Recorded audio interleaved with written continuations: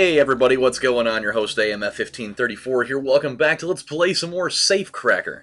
And in the first episode, we kind of laid out the ground floor for everything, got a little bit of the backstory, and then we started opening up some safes. And so here we are, sitting at this one, which is my other favorite one in the game. I always love things like this. And so we'll jump into it right now. And that statue little thing is freaking creepy. Look how big the forehead is. Okay, so the thing with this puzzle, you got this little metal ball right here, and the object is to get it into one of those four holes. But the catch is, only one of those is even physically possible to get into, and it is this one right here. And so as you can see, there's these little buttons with magnet little things on it, and so if you push it, the magnet will pull it all the way as far as it can. That's why you have to strategically move it around these walls. So if I remember correctly, let's see if we can get over there. This is always a rough one for me because I always seem to forget exactly how to get down there. But I think we'll be okay though. It's always a challenge, but I think we're gonna be okay. I don't like that the music stopped playing. It's putting an abnormal amount of pressure on me right now, and it's making me feel weird. Let's see. Okay, yep, I think we're good. You just gotta. I always forget that you have to go down and then you have to go back up and around the other side in order to do it. That's where it always gets me. Okay, so then we gotta go this way, and then down, and over, and Shazam! And there it is. It was actually a lot easier than I thought it was going to be. I always have so much of a problem with that because I always miss like one of the things that I'm supposed to do there. So, now that we've got one of those 4-pin circuits, we can go put that in this other room back in the office, because there's still, outside of the one we just got, there's still one piece missing. So we'll have to take care of that. We'll put it in here. I don't like that the music stopped playing. It's making me uncomfortable.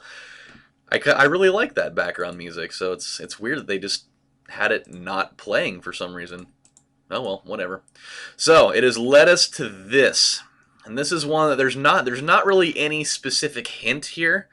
The one hint with this, and this is exactly what I told you in the beginning of this whole series, is that you need to make sure that you know what the symbol is, and the symbol is this $sign thing right here. So with that, it's one of those little slider puzzle things, and I absolutely hate them. It is not my jam at all.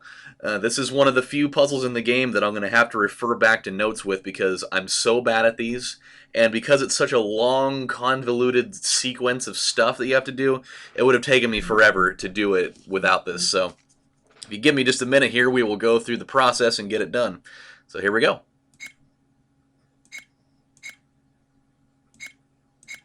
You'll notice I'm probably going to be really quiet during this, and it's mainly because I'm reading off of something. So again, I really hate having to do things like this where I refer back to notes, but there are just a couple of puzzles in this game that I'm not really trying to spend incredibly long amounts of time dealing with. This reminds me of a pattern, but where did I see it? Oh, you know where you saw that pattern there, buddy. You remember. You saw it on the Weird's...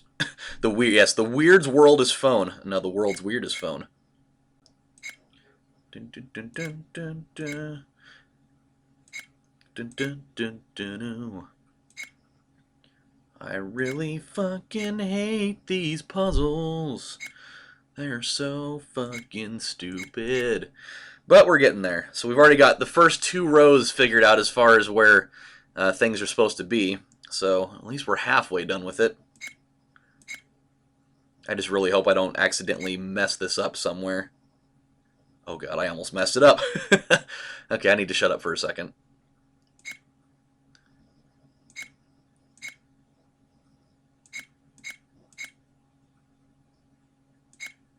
Okay, so now we got 3 rows out of the way. Here's the last part of it that'll take care of the whole thing.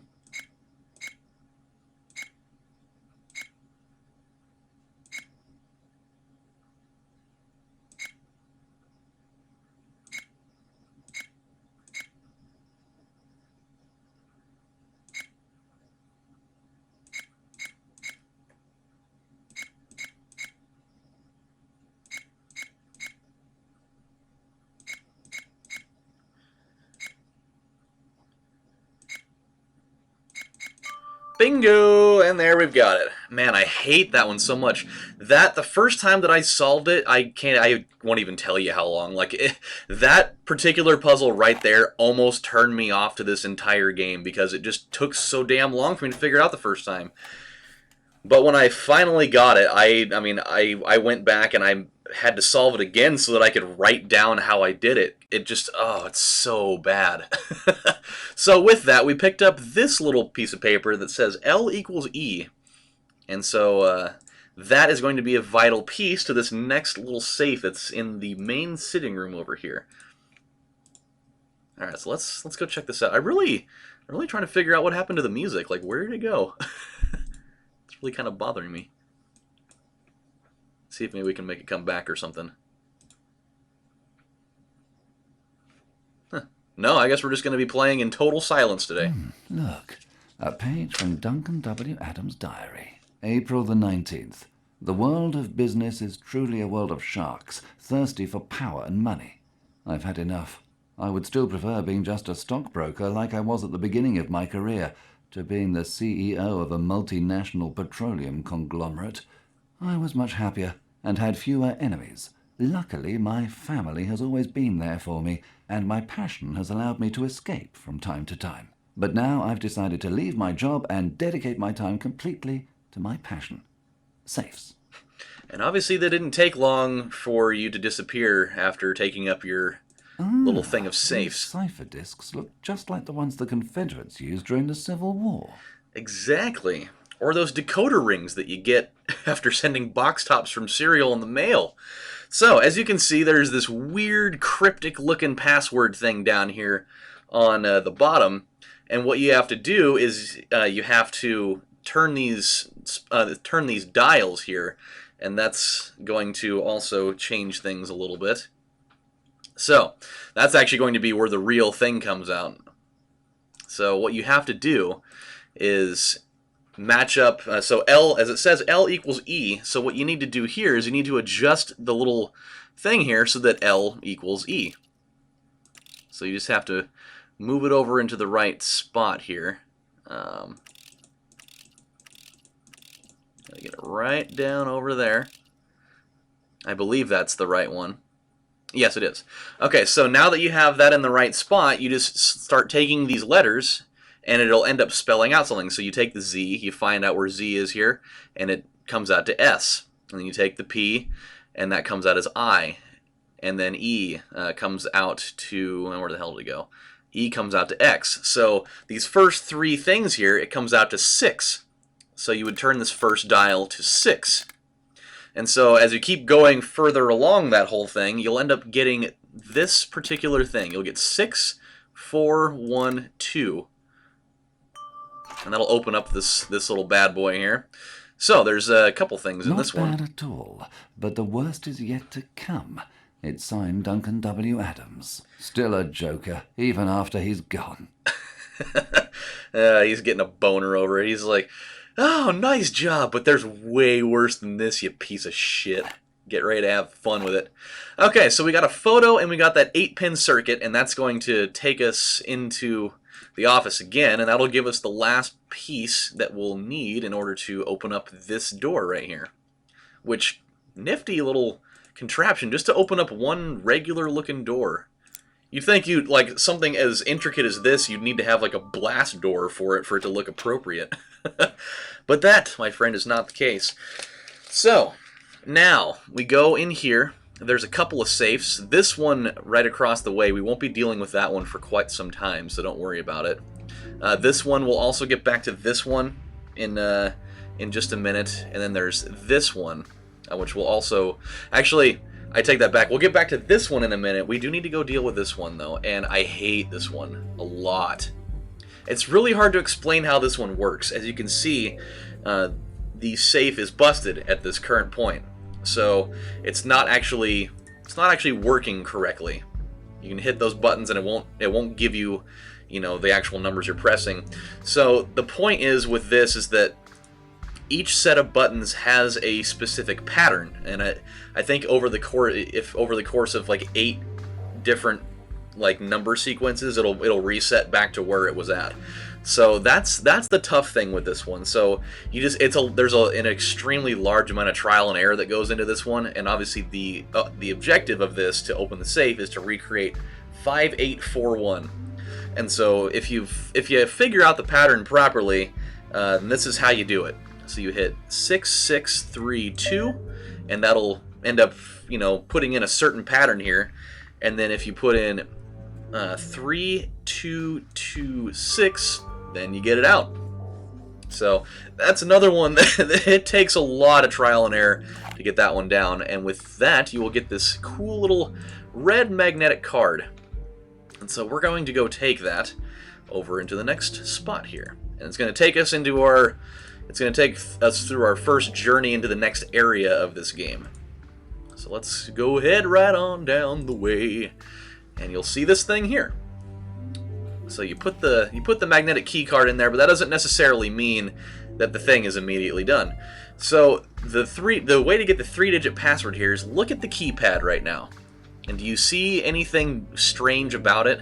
Do you notice at all that there's 3 particular buttons that look like they've been used more or less than the others? It would in most situations be more though. And it's the 8, the 4, and the 3. Those are the only ones that look different than the others. So if you experiment with different combinations of these 3 numbers, then you will get the passcode to open that door. That was a fun one. Like that one, it took me a minute to really figure out how to do that one, and then it finally hit me. So now we're in a little bit of a strange spot here. We're in kind of a hub that takes us to 3 different areas, and so what we're going to do is we're going to go in here first, just because we actually have the clue to solve this next puzzle, and it is right here. So here's a particularly interesting one. This painting seems to be hiding a safe, but I can't figure out how it opens. I mean, we should have known that there was going to be at least one safe in here that involved having the safe behind the picture sort of thing. So as you can see, there are 4 different paintings, and then there's an empty slot here, and they all have different things on them. So the big thing is, in that slider puzzle that we did, no, it wasn't the slider puzzle, it was the one with the little cryptic password thing, we received a photograph. And with this photo, you can see this young girl, really creepy by the way, it kind of reminds me of The Ring. She's just sitting there at the table, and then there's 4 paintings, which is exactly in the same room, and it's the same paintings. So all you have to do is you just have to rearrange them properly, and that will open the safe. So we will do that right now. We'll move this one over here, this one goes here. Let's see, the one with that field ends up going all the way over here. I always thought this was a really cool idea for this particular thing opens up a safe. Just putting pictures on a wall opens up a safe. I think that's really cool. Okay, so we got a letter from Hubert, whatever the hell his last name was. I'm really bad with things that are French, so, that's not what we're going to have to really deal with. Oh, we need a key for that one. Okay, well, we're not going to do that just yet. So let's see what this letter says. Thank you for personally taking care of the issue I encountered with one of your safes. I want to congratulate you on your world-renowned locking devices known for their innovation and originality. I am sending you this letter as I am not sure whether I provided you with the necessary information to open it. As you explained to me at the time, the wavelength required to unlock the safe is 8 nanometers, is 8 nanometers under the upper limit of a buttercup's color. Thank you in advance, Hubert de Figue de Pule. I don't know how to pronounce that, but I mean, I guess it couldn't have been that bad. I'm sure people have heard worse butcherings before. So now that we have that note, what we're going to do is we're going to go back into that little workshop that we were just in a minute ago, because that note that we just read is totally paramount to solving this puzzle. But the catch is, we do not have enough time to do it today. So when we come back on the next installment of Let's Play Safecracker, we're going to take the information that we got from that note, and we're going to open up this safe right here. It's a very interesting one, and it involves lasers to do it. So, with that said, my friends, this is AMF 1534 saying thank you guys for watching, and I will see you next time. Bye, guys.